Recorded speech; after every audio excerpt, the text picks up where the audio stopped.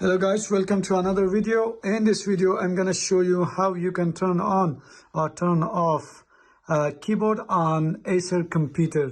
Look, I got this computer. It's quite old, and as you can see, one of the button is already taken out, and also when I try to move the mouse, as you can see, I'm moving the mouse and it's not working. It's kind of stuck.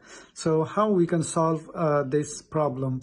Actually, this is quite easy. There is a shortcut on this keyboard that you need to use in combination with Alt, and that will enable us how to use the keyboard. So all I need is I need to press Alt together with F7. Together with F7. Let me zoom in. Here you can see this sign of a hand, and that's from where you can turn it on or off.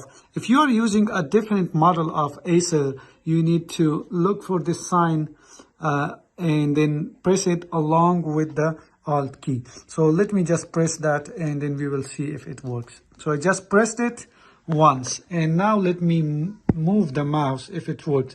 So here we go. As you can see, the mouse is now working. I hope this will solve your problem. If this video helps you, please give it a thumbs up, share with your friends, and also subscribe to my channel because this is the only way you can support my channel, and I will see you next time.